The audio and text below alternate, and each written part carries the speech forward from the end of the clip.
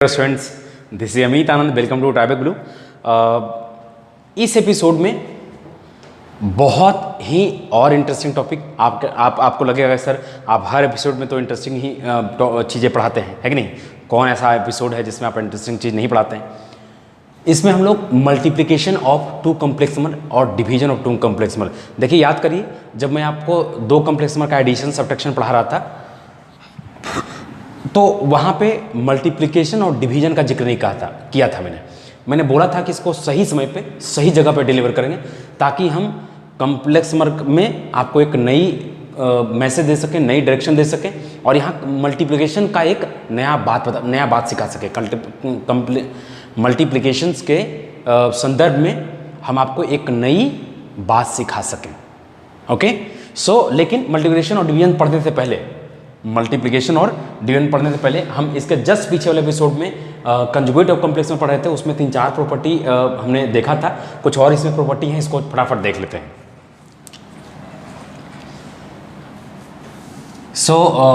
देखिए, if z equals to z bar है, ये हमने देखा था कि अगर कोई कॉम्प्लेक्स नंबर उसका बार बराबर है, ये तभी संभव होगा जब वो कॉम्प्लेक्स नंबर क्या होगा, प्योरली रियल होगा, है ना? It's only possible when z is purely real complex number, है ना? अगर z equals to minus Z bar है, इसमें एग्जाम्पल्स भी देख सकते हैं फिर से आप। z इक्वल्स टू सपोज करिए -8 है, इसमें आयोटा नहीं है, इसका मतलब 0। जानते हैं every real number belongs to complex number का सेट सबसे बड़ा होता है, तो इसका बार कितना होगा? बार बेसिकली क्या करता है, रियल पार्ट को छेड़छाड़ नहीं करता है, जो आयोटा वाला हिस्सा है, तो ये रियल पार्ट जैसे है वैसे रहेगा और ये हो जाएगा कितना, -0 इंटू आयोटा। क्या फर्क पड़ता है इसको माइनस, ये भी आपको क्या -8,0 को रिप्रेजेंट करा है, ये भी किसको -8,0 को रिप्रेजेंट करा है। ओके, सो क्लियर है चीज़ें, आप समझ रहे हैं? लेकिन अगर इफ़, ये नेक्स्ट प्रॉपर्टी है आपका, इफ़ अगर ऐसा है, जैसे देखिए, जैसे लेट z इक्वल्स टू है -8 आयोटा या 8 आयोटा, तो इसका बार कितना हो जाएगा? इसका बार हो जाएगा कितना, -8 आयोटा, क्योंकि जब हम किसी कॉम्प्लेक्स नंबर का कंजुगेट निकालते हैं तो रियल पार्ट के साथ कोई छेड़छाड़ नहीं, आयोटा वाला जो हिस्सा है उसमें प्लस है तो माइनस है तो प्लस, तो इस तरह से देखेंगे इसको, माइनस को थोड़ा बाहर निकले, 8 आयोटा को आप क्या लिख सकते हैं, z, तो ये कितना हो जाएगा, -z बार। इसका मतलब z इक्वल टू -z बार कब होगा? जब complex number purely imaginary complex number होगा। तो ये कब पॉसिबल होगा? जैसे हमने क्या किया, एक प्योरली इमेजिनरी कॉम्प्लेक्स नंबर लिया, हम लोगों ने क्या किया कि प्योरली इमेजिनरी कॉम्प्लेक्स नंबर का मतलब दोस्त, प्योरली इमेजिनरी कॉम्प्लेक्स नंबर का मतलब उसमें रियल पार्ट यानी x 0 है, तो हमने एक प्योरली इमेजिनरी कॉम्प्लेक्स नंबर लिया, इसका बार निकाला, कितना आ गया, -z के बराबर, यानी -8 आयोटा आया, और 8 आयोटा को हम क्या लिख सकते हैं, 8 आयोटा को हम z लिख सकते हैं -z बार, यानी z इक्वल टू -z बार कब आएगा, z इक्वल टू -z बार कब आएगा, है ना? वो इट्स ओनली पॉसिबल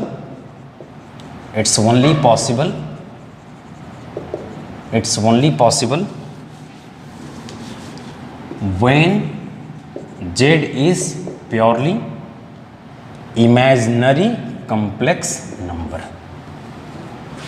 या इसको ऐसे समझ सकते हैं दोस्त, इसको इस प्रकार भी समझ सकते हैं कि इफ ये -z बार को आप इस तरफ लाएं तो कितना हो जाएगा, z प्लस कितना, z बार इक्वल्स टू 0। आपको यदि दिया हुआ है z इक्वल्स टू -z बार, यदि क्या दिया हुआ है, z इक्वल्स टू -z बार, इसका मतलब ये कब संभव होगा? अगर कोई कॉम्प्लेक्स नंबर और उसके बार का माइनस, यानी उसके माइनस का बार, कोई कॉम्प्लेक्स नंबर और उस कॉम्प्लेक्स नंबर के माइनस का बार कब बराबर होगा? जब वो complex number purely imaginary complex number होगा, है ना? या ऐसे समझें कि माइनस को हम इस तरफ लेते हैं ऐसा, ये कब संभव होगा? ये इट्स, है ना, देख लेते हैं कब संभव होगा, देख लेते हैं। आइए, z का मतलब z का मतलब आइडियली कितना लेते हैं, x प्लस आयोटा बाई, तो हमारा z बार कितना हो जाएगा, x माइनस आयोटा बाई हो जाएगा दोस्त। अरे बोलो, z आइडियली हम x प्लस आयोटा बाई लेते हैं, तो ये हो जाएगा। अब देखिए ये आपका क्या हो गया, कैंसिल, 2x इक्वल टू कितना आ गया, 0, यानी x इक्वल टू 0, यानी ये दोनों 0 बराबर कब होगा, जब हमारा x बराबर क्या हो जाएगा, 0। x बराबर 0 होने का मतलब हो गया हमारा रियल पार्ट क्या हो गया, 0, और रियल पार्ट अगर हमारा 0 हो गया, रियल पार्ट हमारा अगर 0 हो गया तो कितना बचा, तो ये कॉम्प्लेक्स नंबर कैसा कॉम्प्लेक्स नंबर है? Purely imaginary complex number. So z equal to minus Z bar हो या z plus Z bar equal to 0 हो, ये दोनों बातें आपसे क्या कहती है? ये दोनों बातें तभी संभव होगा when z belongs to purely imaginary complex number. Okay दोस्त, सो ये आपको ये काफ़ी इंटरेस्टिंग सब चीज़ें हैं, आप सीखते चलें इसको।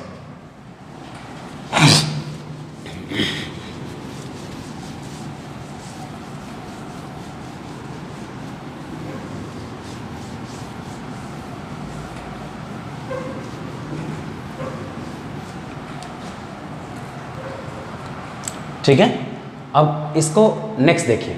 अभी हमने कुछ ही देर पहले बताया था कि x यानी रियल पार्ट ऑफ z, इसको हम क्या लिख सकते हैं? z प्लस जेड बार बटा 2, और y बराबर हम क्या लिख सकते हैं? इमेजिनरी पार्ट ऑफ z, इसको हम लिखते हैं z माइनस जेड बार बटा कितना? 2 आइटा।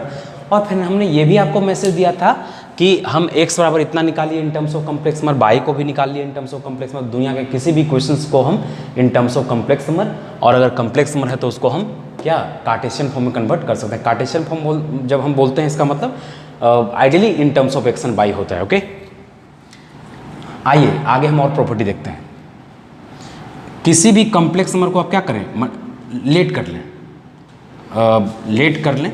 अपने पास Z1 और Z2 दो कॉम्प्लेक्स नंबर हैं, Z1 एंड Z2 भी टू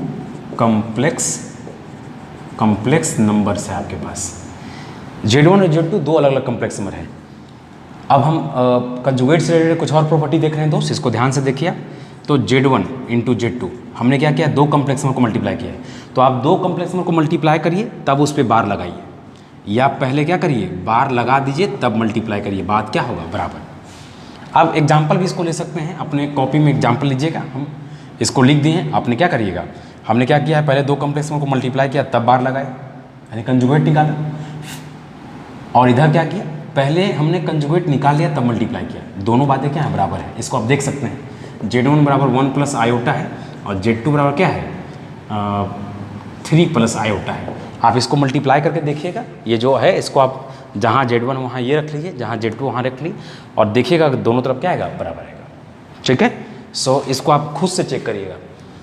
आपने क्या सीखा कि किसी भी दो कॉम्प्लेक्स नंबर को, जरूरी नहीं कि दो कॉम्प्लेक्स नंबर को, दो से ज़्यादा कॉम्प्लेक्स नंबर हो। मान लीजिए कि आपके पास 10 कॉम्प्लेक्स नंबर है। कितना है? 10 तो पहले 10 कॉम्प्लेक्स नंबर को मल्टीप्लाई करिए और फिर बार लगाइए, या पहले बार लगा दीजिए तब मल्टीप्लाई करिए, बात क्या होगा? बराबर होगा। इसको आप जनरलाइज भी कर सकते हैं।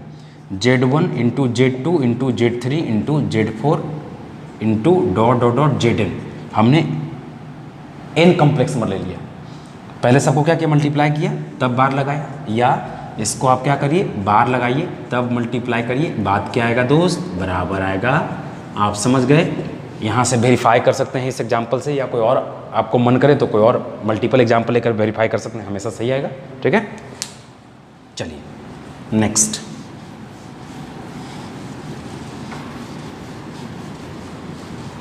सो हम थोड़ा जल्दी रिकैप कर देते हैं कॉम्प्लेक्स नंबर का जो आपका बार है, यानी कंजुगेट और कॉम्प्लेक्स नंबर। जब हम किसी भी कॉम्प्लेक्स नंबर का कंजुगेट कहते हैं, इसका मतलब कॉम्प्लेक्स नंबर जिस पॉइंट को रिप्रेजेंट करा है उस पॉइंट का मिरर इमेज चाहते हैं रियल एक्सिस के अबाउट, और किसी पॉइंट का जब हम मिरर इमेज चाहते हैं रियल एक्सिस के अबाउट, यानी कि अगर दूसरे भाषा में कहें एक्स एक्सिस के अबाउट, तो हमारा एक्स कोऑर्डिनेट में कोई बदलाव नहीं आएगा, बाय कोऑर्डिनेट में हमारा क्या हो जाएगा? अल्टरनेट साइन हो जाएगा, प्लस है तो माइनस, माइनस है तो।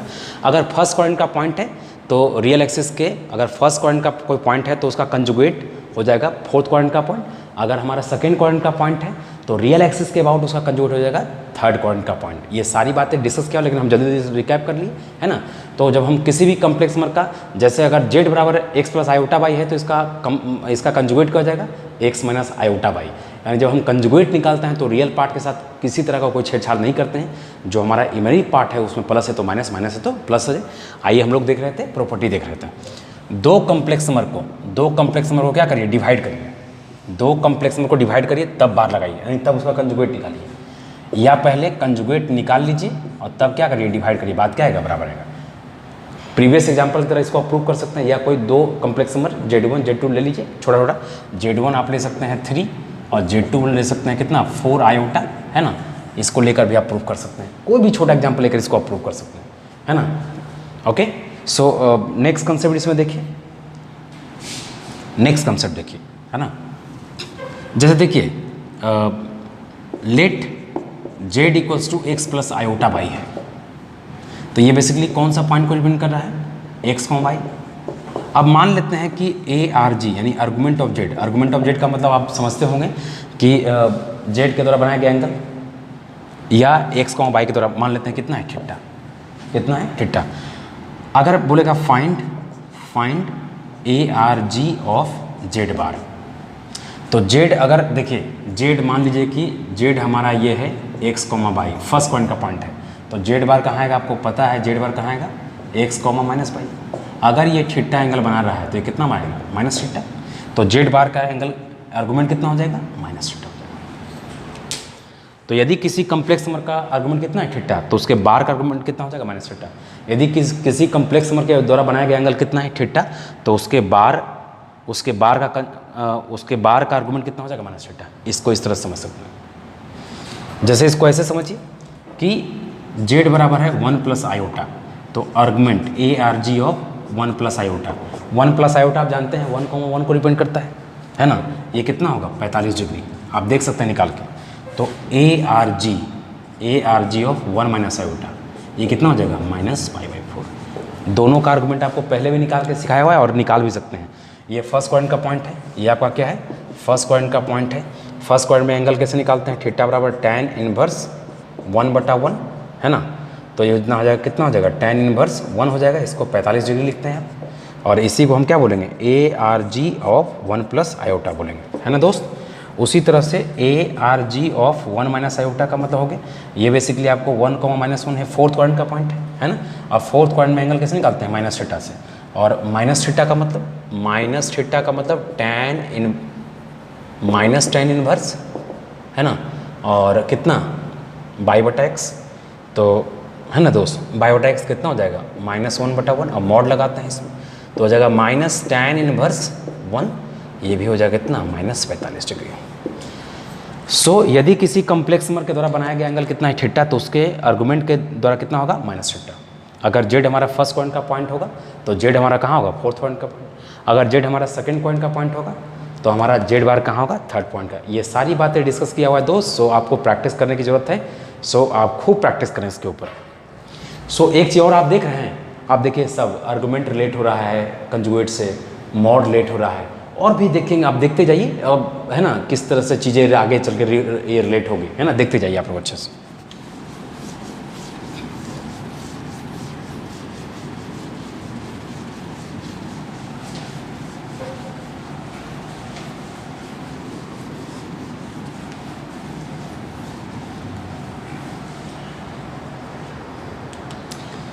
एक और जरा इंटरेस्टिंग बात देखें, लेट एक अगला प्रॉपर्टी देखते हैं, एक्स प्लस आयोटा बाई, ये बेसिकली एक्स कॉमा वाई को रिप्रेजेंट करा।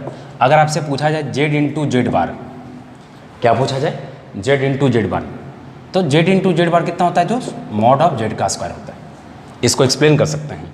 जेड का मतलब कितना, एक्स प्लस आयोटा बाई, और जेड बार का मतलब कितना, एक्स माइनस आयोटा बाई। ये है ए प्लस बी और ये है A minus B. A plus B into A minus B कितना हो जाएगा, ए स्क्वायर, तो एक्स स्क्वायर, और माइनस कितना, iota Y the whole square, X square, iota का स्क्वायर माइनस माइनस का जाएगा प्लस बाई स्क्वायर, है ना। और इसको आप आर स्क्वायर लिख सकते हैं या मॉड ऑफ जेड का होल स्क्वायर लिख सकते हैं। समझिए इसको, मॉड ऑफ जेड का मतलब एक्स कॉमा बाई से ऑरिजिन के बीच का डिस्टेंस, मॉड ऑफ जेड का मतलब कितना, एक्स कॉमा वाई से ऑरिजिन के बीच का डिस्टेंस, जो कि आप जानते हैं कितना, x माइनस 0 का होल स्क्वायर y माइनस 0 का होल स्क्वायर। में बोलते बोलते परेशान हो गया हूँ, ये अब तक तो हमको लगता है कि छोटा छोटा बच्चा को भी पढ़ाया होता तो भी वो सीख जाता है। उम्मीद करता है ये सब आपको आता है, बट आप मेरे फितरत से वाकिफ़ हैं कि हम हर हाल में बहुत कम्युनिकेट करने की कोशिश करते हैं बच्चों को, बहुत समझाने की कोशिश करते हैं बच्चों को, ठीक है। जिसको आप क्या लिखते हैं, तो mod of Z equal to कितना हो जाएगा, under root X square plus क्या, वाई स्क्वायर, इसी को आर लिखते हैं।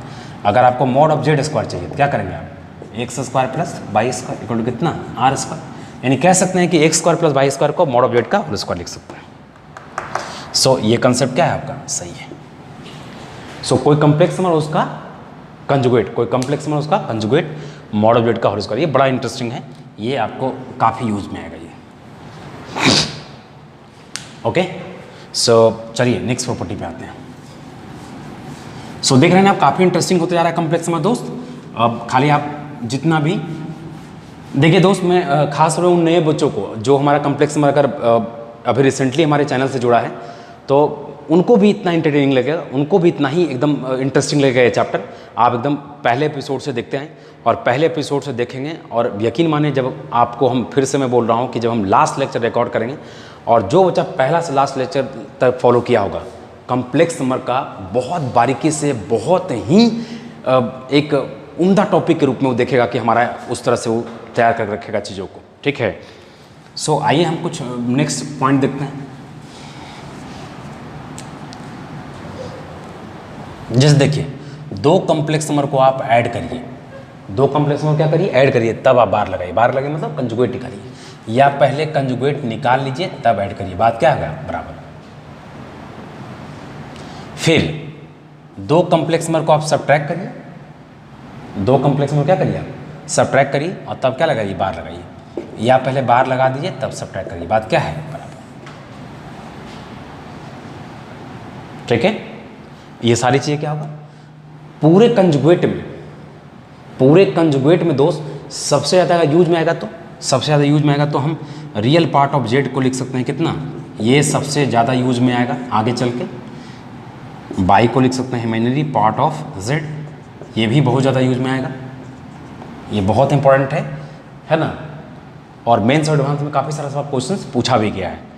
फिर अब देखेंगे तो इसके बाद जेड इंटू जेड बार, इसका भी एप्लीकेशन बहुत ज़्यादा होगा, ठीक है।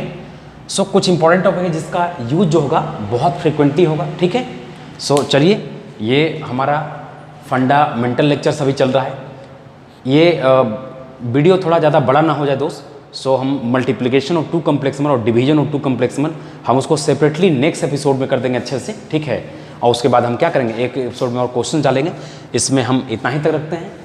आपको मैं बता दूं कि आपको मैं बता चुका हूं कि अभी हमारा फंडामेंटल लेक्चर चलेगा, फिर हम कॉम्प्लेक्स नंबर का फेज़ 2 यानी सेकेंड लेवल स्टार्ट करेंगे, फिर कॉम्प्लेक्स नंबर का हमारा थर्ड फेज होगा, है ना, और फिर लास्ट में हमारा मिसलनेस होगा। तब तक आप खुश रहिए, मस्त रहिए और खूब, है ना, पैशनेट रहिए अपने लाइफ के प्रति, अपने एम्बिशंस के प्रति। और डोंट फॉरगेट कि कोई भी इंसान लाइफ में बहुत कामयाब हो सकता है ना, और उसका जीता जाता एग्जाम्पल हम भी हैं। एक असलम की तरह हमारी लाइफ थी, हमने खूब मेहनत किया, हमने बहुत पैशनेट रहा अपने लाइफ में। हमको लाख लोग कहते रह गया कि तुम ये नहीं कर सकते हो, वो नहीं कर सकते हो। मैं आपको हमेशा से हज़ारों बार समझाया होगा, लाखों बार समझाया होगा कि आपको आपसे बेहतर कोई नहीं जानता है। So trust on yourself and put the entire effort in which you want to move, in which direction you want to move. So definitely success मिलेगी दोस्त। Thank you.